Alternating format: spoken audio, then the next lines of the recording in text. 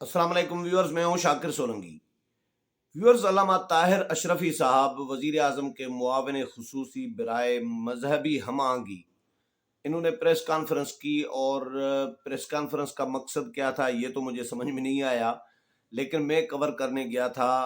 Press conference का हाल हवाल बड़ा interesting है, आपके साथ शेयर करना ज़रूरी समझ रहा हूँ कि वो सवालात से भाग गए। सवालात हमने किए तो उन्होंने बुरा मान लिया और प्रेस कॉन्फ्रेंस अधूरी छोड़कर चले गए। मुझे ये समझ में नहीं आई कि हमने सिंपल सवालात किए। प्रेस कॉन्फ्रेंस में सवालात होते हैं, हर सियासतदान से होते हैं। तो अगर सवालात नहीं लेने थे या बुरा मानना था तो फिर प्रेस कॉन्फ्रेंस क्यों की? वीडियो बयान जारी करना चाहिए था। तो मैं वो वीडियो क्लिप निकाल के इसमें शामिल कर रहा हूँ, जो सवालात हमने उनसे किए हैं। मैंने सवाल किया क्योंकि प्रेस कॉन्फ्रेंस उन्होंने जैसे ही ख़त्म की तो सहाफ़ियों को कहा कि किसी का सवाल हो तो सवाल कर सकते हैं। सहाफ़ी एक दूसरे को देखते रहे, किसी को कोई सवाल नहीं करना चाह रहा था। तो बुरा लगता है जब किसी सियासतदान से कोई सवाल ना हो, तो ये बड़ा अजीब लगता है। तो मैंने सवाल कर दिया क्योंकि ताहिर अशरफी साहब ने मजहबी हम आहंगी के हवाले से बताया कि मुख्तलिफ बहुत सारे ममालिक से पाकिस्तान में मजहबी हम आहंगी की जो सूरत हाल है वो बेहतर है। फिर ओवरसीज़ पाकिस्तानीज़ को वोट देने के हक़ के मामले पर आए कि जी तमाम जमातों के ये मंशूर में शामिल है कि वो ओवरसीज़ पाकिस्तानीज़ को वोट का हक़ देंगी, लेकिन किसी जमात ने ये नहीं किया। वज़ीर आज़म इमरान खान साहब ने करके दिखा दिया है। तो मैंने उनसे इसी पे सवाल किया। मैंने कहा अपोजिशन ये कह रही है कि ओवरसीज पाकिस्तानीज की नुमाइंदगी तो पार्लियामेंट के अंदर होनी चाहिए ना। ये कैसे पॉसिबल है कि मुझे अगर ओवरसीज पाकिस्तानीज वोट देते हैं, अपना नुमाइंदा मुंतखब करते हैं, तो क्या ये पॉसिबल है कि मैं यूके में बसने वाले पाकिस्तानीज के पास चला जाऊं, यूके उनके मसाइल जाके हल करूं, फिर मैं दुबई चला जाऊं और वहाँ पे पाकिस्तानीज़ के मसाइल हल करूं, फिर मैं अमेरिका चला जाऊं, वहाँ पे पाकिस्तानीज़ के मसाइल हल करूं, फिर मैं सऊदी चला जाऊं, वहाँ पे उनके पाकिस्तानियों के मसाइल हल करूं। तो ये क्या पॉसिबिलिटी है कि मैं यूरोप चला जाऊं और पेरिस वगैरह तो मसाइल हल करूं लोगों के? ये कैसे पॉसिबिलिटी है? तो अपोजिशन का ये लॉजिक तो मैंने कहा बिल्कुल ठीक लग रहा है कि जिस तरह कश्मीर में होता है मामला कि वो अपना मखसूस एक नशस्तें होनी चाहिए, 5 नशस्तें हों, 10 हों या 20 हों, जितनी भी रखें, लेकिन ये अपोजिशन कह रही है। तो इस पर मैंने सवाल किया है यही। तो ताहिर अशरफी साहब बुरा मान गए। पहले तो जवाब दिया उन्होंने, फिर मैंने काउंटर सवाल किया। अब ज़ाहिर है काउंटर सवाल भी होते हैं, कोई बहस नहीं कर रहे थे तो उन्होंने बुरा मान लिया। उन्होंने कहा जी देखिए मेरे साथ बहस न करें, आप सहाफ़ी बने और आप नून लीग के या फजल रहमान साहब के या पीपल्स पार्टी के नुमाइंदे बनकर अगर बहस करना चाहते हैं मेरे साथ तो मैं कैमरे बंद हो जाएं तो फिर मैं बहस के लिए भी तैयार हूं। मैंने कहा कि आप बहस नहीं कर रहे, आप सीधा सिंपल सवाल है आपसे, बहस किधर से आ गई इसमें? तो उनका बड़ा चिड़चिड़ेपन अंदाज में वो खफा हो रहे थे खामखा का। फिर मेरे साथ दुनिया टीवी के मेरे कुलीग बैठे थे सत्ती साहब, तो सत्ती साहब ने भी सवाल कर दिया, तो सत्ती साहब के साथ भी वो उखड़ गए।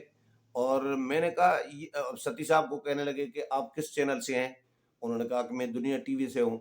तो ताहिर अशरफी साहब ने जवाब दिया कि अच्छा आप अपना टीवी चैनल देखा करें और दुनिया अखबार पढ़ा करें अपनी, तो फिर आपको सारी सूरत हाल नजर आ जाएगी। मैंने ताहिर अशरफी साहब को कहा, मैंने तो कहा क्या हो गया है आपको?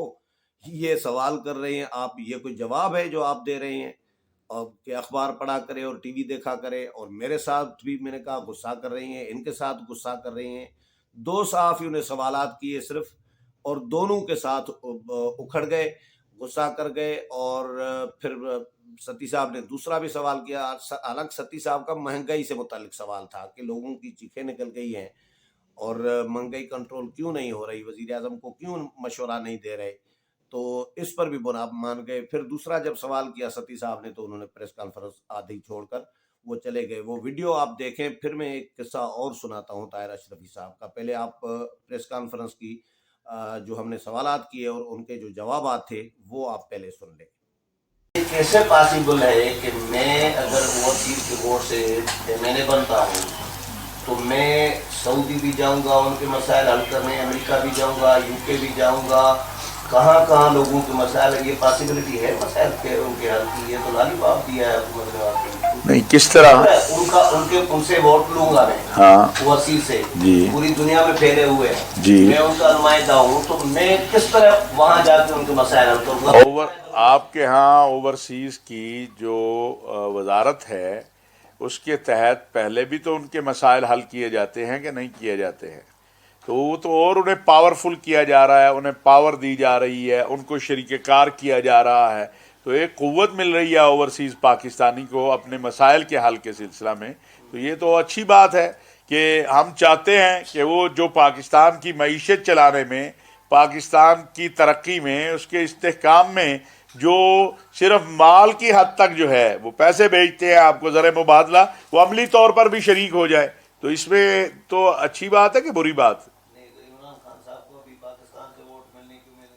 الحمدللہ آج بھی عمران خان صاحب جو ہے وہ باقی سارے لیڈروں سے زیادہ پاپولر ہیں، اور وہ جو ہمیشہ لوگوں کے کندھوں پہ چڑھ کے آتے ہیں، عمران خان صاحب جو ہیں، دیکھیے بات یہ ہے بہت، ابھی آپ بطور صحافی آپ نے سوال کیا، اس کا جواب آپ کو دے دیا۔ آپ بحث کرنا چاہتے ہیں تو یہ کیمرے بند ہو جاتے ہیں، پھر ہم بحث بھی کر لیتے ہیں، ٹھیک ہے نا جی۔ عمران خان صاحب نے بہت ایسے کام کیے ہیں کہ جو ماضی میں کسی نے نہیں کیے۔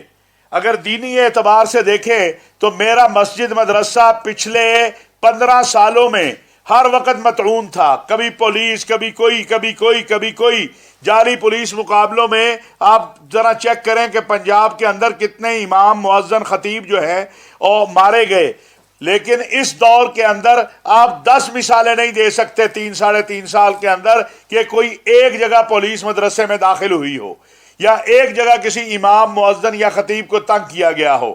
سیرت رحمت للعالمین اتھارٹی کا قیام، یہ کوئی چھوٹے کام نہیں ہے۔ اگر دینی اعتبار سے بھی آپ ان چیزوں کو دیکھنا شروع کریں تو میں آپ کو 50 کام ایسے گنا سکتا ہوں جو موجودہ حکومت نے کیے ہیں۔ عوامی اعتبار سے بھی بہت سارے کام کیے ہیں۔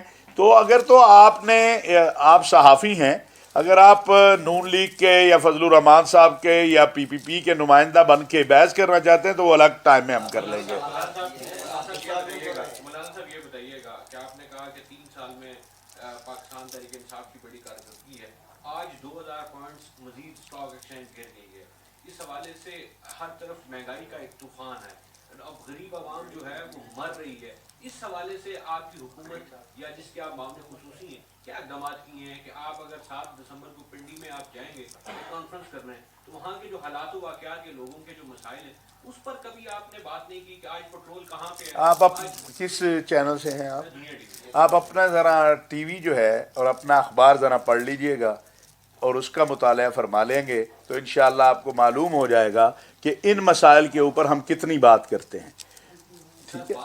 آپ پہلے اپنا اخبار پڑھ لینا تو اس سے آپ کو اندازہ ہو جائے گا۔ بحث تو مجھے آپ سے کرنی نہیں بھائی، ٹھیک ہے نا، بحث تو مجھے آپ سے کرنی نہیں ہے، میرا ایک اپنا نقطہ نظر ہے۔ 1 منٹ میں ان سے بات کر لوں جی، اگر آپ مہربانی فرمائیں، اگر آپ اتنی مہربانی فرمائیں تو نہیں، آپ ویسے خبر بنانا چاہتے ہیں تو وہ مجھے پتہ ہے آپ کے بیک گراؤنڈ میں آپ ایک خبر چاہتے ہیں لیکن آپ کو وہ ملے گی نہیں ایسے، تو اس لیے وہ جو آپ چاہتے ہیں وہ نہیں۔ آپ جب ہمارے پاس آئے ہیں تو آپ اپنے بھائی جان آپ کو میں آپ کہہ رہا ہوں، چلیے بہرحال جی، میں تو جھگڑا تو کرنے نہیں آیا، میں نے اپنی بات کر دی ہے۔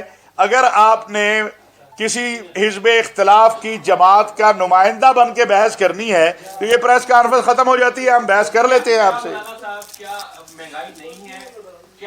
کبھی 1 منٹ، اب جواب دینے کا موقع دیں گے آپ؟ عمران خان صاحب سے لے کر ہمارے تمام وزراء یہ بات کرتے ہیں کہ مہنگائی ہوئی ہے، مہنگائی کے اسباب بھی بیان کیے جاتے ہیں، اس کی وجوہات بھی بیان کی جاتی ہیں۔ تو یہ ایسا نہیں ہے کہ کوئی حقائق سے جو ہے وہ ہم آنکھیں چراتے ہیں اور ہم کہیں مہنگائی کیوں ہوئی ہے، اس کے اسباب کیا ہیں، اس میں کمی لانے کے لیے کیا کچھ ہو رہا ہے، اس پہ روز آپ سے بات ہوتی ہے. کل بھی آپ لوگوں کو جو ہے بتایا گیا ہے، کل بھی پریس کانفرنس کی ہے. تو یہ تو آپ نہ کہیں کہ آپ کو جو ہے اس کے اوپر حکومت جو ہے وہ آرام سے بیٹھی ہے.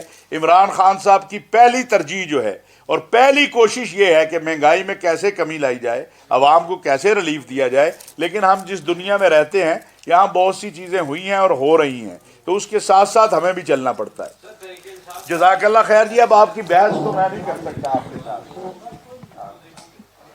سلنگی صاحب آپ کو آپ کا جہاں سے آپ سوال لاتے ہیں آپ ضرور جاری. جی ویورز، آپ نے طاہر اشرفی صاحب کی پریس کانفرنس کے وقفہ سوال جو ہے پریس کانفرنس کا وہ سن لیا. میں ایک قصہ آپ کو ایک اور بھی سناتا چلوں، یاد کراتا چلوں. میں دنیا ٹی وی میں تھا اس وقت. یہاں پہ اسلام آباد کے ساتھ ترنول کے علاقے میں جامعہ زکریا ایک ہے مدرسہ، وہاں پہ مولانا فضل الرحمان کا کوئی ایونٹ تھا، تقریر تھی، جلسہ تھا، کانفرنس تھی. تو ہم بھی وہاں پر چلے گئے کوریج کے لیے.